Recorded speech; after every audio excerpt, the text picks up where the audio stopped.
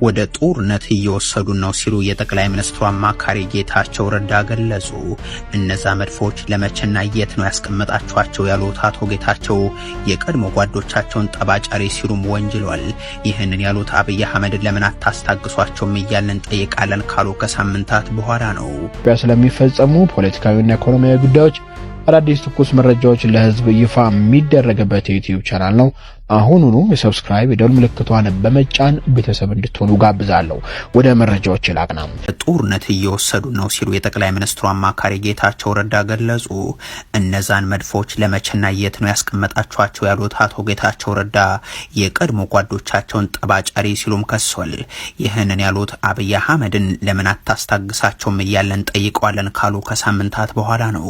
የጠቅላይ ሚኒስትሩ አማካሪና የህወሓቱ ሰው አቶ ጌታቸው ረዳም ከቀናት በፊት ከብልጽግናው ልሳናት በአንዱ ቀርበው በተደጋጋሚ በተለያዩ የወንጀል ተግባራት የከሰሷቸውን የትግራይ ሰዎችን ልክ አስገባቸው በሚል እንደሚጠይቁ፣ ነገር ግን አለቃቸው አብይ አህመድ ቆዩ ታገሱ እንደሚሏቸው ሲናገሩ ተደምጠው ነበር።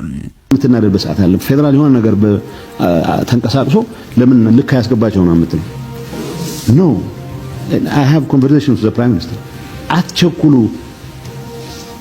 ቢያንስ የትግራይ ሰው እንኳን ምርት ሳይሰበስብ ግጭት የሚባል ለምንድነው ለማንሳት ሰው የሚቸኩለው?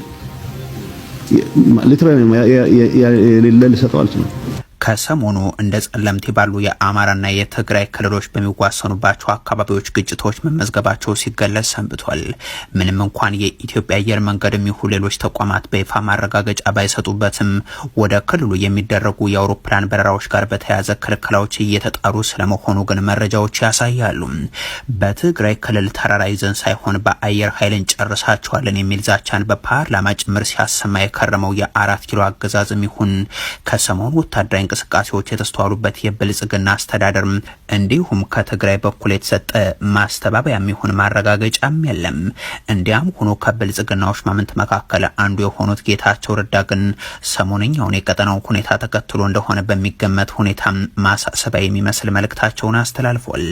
የፕሪቶሪያው ስምምነት ተግባራዊ ለማድረግ እንደ ፖሊሲ ይዘነው የነበረው ከግጭት ውጭ ተጽዕኖ መፍጠር የሚያስችሉ ዲፕሎማሲያዊ ግንኙነቶችና ከፌደራል መንግስቱ ጋር በተደጋጋሚ የተካሄዱ መድረኮች ወደ ተግባር እንዳይቀየሩም ከግልና ከቡድን የስልጣን ጥም ጋር በማያያዝ እንቅፋት የሆኑም የህዝቡንም ስቃይ ያራዘሙ አካላት የክልሉን አንድነት በማረጋገጥና ተፈናቃዮችን በመመለስም በድጋሚ ወደ ጦርነት ለማስገባት የሚችሉትን ሁሉ እያደረጉ ይገኛሉ ሲሉም አቶ ጌታቸው ረዳ ወንጀላቸውን ጀምሯል።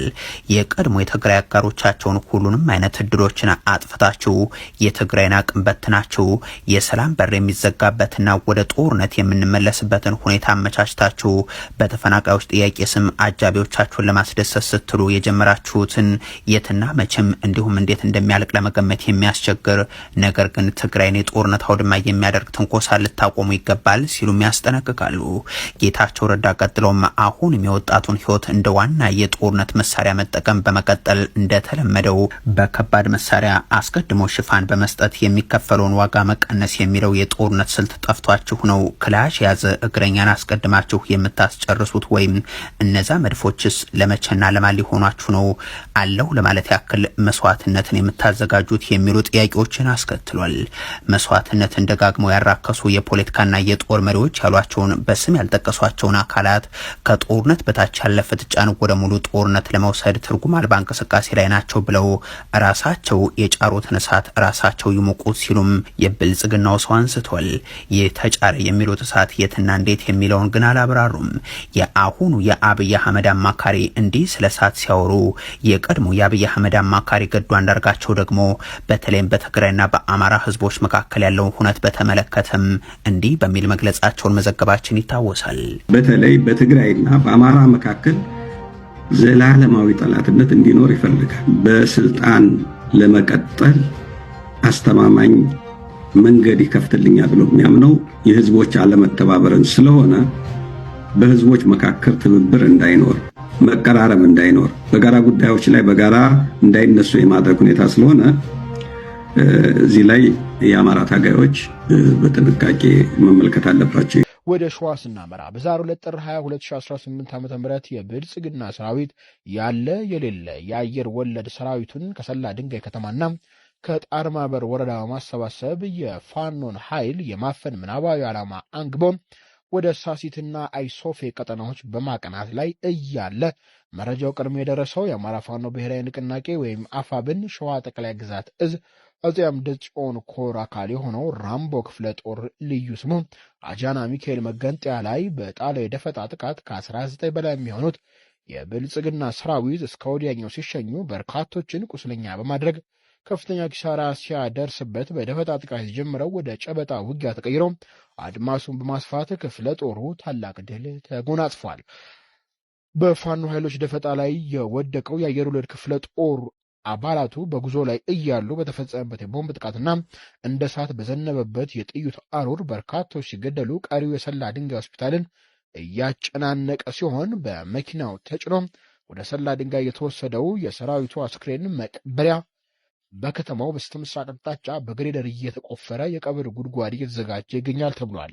በዚህ ኦፕሬሽን ስማቸው ለጊዜው ያልታወቁ 2 የኮሎኔል ማዕረግ ያላቸው ግለሰቦች እርምጃ እንደተወሰደባቸው የተረጋገጠ ሲሆን በሌላ በኩል የአፄ አምደ ጽዮን ኮር አካል የሆኑት የሚኒሊክ ልጆች በትላንትናው ዕለት ከቀኑ 7 ሰዓት ተኩል ጀምሮ በሌላኛው የውጊያ ግንባር ከመንዝ ቃያ ወረዳ መቀመጫ ከሆነችው ከዘመሮ ከተማ ተነስቶ ወደ ክምር ድንጋይ ማቅናት ላይ እያለ ባደረጉት የተቀናጀ ተጋድሎ ድል ሲቀናጁ 3 የሚሊሻ አባላት በሚኒሊክ ክፍለ ጦር መማረካቸውን ክፍለ ጦሩ በላከው የግንባር መረጃ አስታውቋል። ይህ በእንዲህ እንዳለ ሌላኛው የአፄ አምደ ጽዮን ጦር አካል የሆነው ራስ አበበ አረጋይ ክፍለ ጦር በተደጋጋሚ ወንጀል ሲፈልጋቸው የነበሩ የሲያደርብና ዋነዮ ወረዳ ያገዛዙ ቀኝ እጅ የሆኑት የሚሊሻ አባላት በልዩ ወታደራዊ ኦፕሬሽን በቁጥጥር ስር ውሎ ምርመራ መጀመሩን ክፍለ ጦሩ አስታውቋል። እነዚህንም 3 ግለሰቦች በስም ጭምር ጠቅሷቸዋል። ክፍለ ጦሩ በቁጥጥር ስር ስለዋላቸው የሚሊሻ አባላት በሰጡ ማብራሪያ መሰረት ግለሰቦቹ ከዚህ ቀደም በፋኖ መዋቅር ስር ሆነው እየሰሩ የነበሩና በመሃል ክህደት ፈጽመው ወደ ብልጽግና ካምፕ እየገቡ ከዛም ፋኖ ይቅርታ አድርጎላቸው በድጋሚ ወደ ፋኖ አደራጀት ተመልሰው በስራ ላይ እያሉ ዳግም ክህደት በመፈጸም ደብረ ብርሃን ከተማ ድረስ በመሄድ በአገዛዙ ቤት የማጭበርበሪያ ተሐድሶና 94,000 ብር ወስደው የአማራን ሕዝብ እየጨፈጨፈ ላለው አገዛዝ ታምነው በሚሊሻ ስምረት ላይ በነበሩበት ወቅት ነው በራስ አበበ አረጋይ የክፍለ ጦር ቃኞች በቁጥጥር ስር መዋላቸው የተረጋገጡ። እንግዲህ እነዚህ ሰዎች 2 ጊዜ የካዱ መሆናቸው ተረጋግጧል። ፋኖች እንግዲህ በልበ ሰፊነት በሆደ ሰፊነት በርካታ ጊዜ ይቅርታ እየጠየቁ ቢያስገቧቸውም አሁንም ተመልሰው እየወጡ ለህዝብ በደልና ግፍ መፈጸማቸው ተገልጿል። ያሁኑ ግን የተለየ ነው፣ ውሳኔውም ይለያል ተብሏል። በሌላ ዜና እንግዲህ ወሳኝ መረጃ ላስደምጣችሁ ለተከዜ ከማቅናቴ በፊት ዛሬም በላይ ዘለቀና ሚኒሊክ እዝ በጋራ በመሆን ታሪክ ሰርተዋል። በላይ ዘለቀ እዝና ሚኒሊክ እዝ በጋራ በመሆን በአገዛዙ ሰራዊት ላይ የማያዳግም እርምጃ መውሰድ ድል ተጎናጽፈዋል። የአማራ ፋኖ ብሔራዊ ንቅናቄ ምስራቅ አማራ ቀጠና ሚኒሊክ እዝ ላስታ ሳምነው ኮር እሸት ክፍለ ጦር ነብሮ ተወርዋሪ ኮማንዶ ብርጌድ ሸደሆ መቄት ሻለቃና በላይ ዘለቀ እዝ ውባንታ ባተ ኮር የተወጣጡ የፋኖ አባላት በብርሃኑ ጁላ ሰራዊት ላይ አካላዊና ቁሳዊ ኪሳራ አድርሰውበታል ተብሏል። መነሻውን ከታሪካዊቷ ቦታ ላሊበላ ከተማና ላሊበላ ኤርፖርት አድርጎ እሸት ክፍለ ጦርን አፍናለሁ በሚል አጉል ምኞት አዳሩም በ5 አቅጣጫ አስፍቶ ይመጣም በውባንታ ባተ ልጆችና በአሳምነው ልጆች ተገርፎ አስክሬኑን እንኳን ሳያነሳ ወደ መጣበት ላሊበላ ኤርፖርት ወይም ሸምሻሃና ላሊበላ ከተማ ፈርጦ ተመልሷል። ውጊያው በዛሬው ዕለት ማለትም ጥር 20 2018 ዓ.ም ከሌሊቱ 10 ሰዓት እስከ ቀኑ 8 ሰዓት ድረስ በፈጀ ትንቅንቅ ከ15 በላይ አገዛዙ ሰራዊት ሲደመሰስ ከ20 በላይ ቁስለኛ ማድረግ ተችሏል።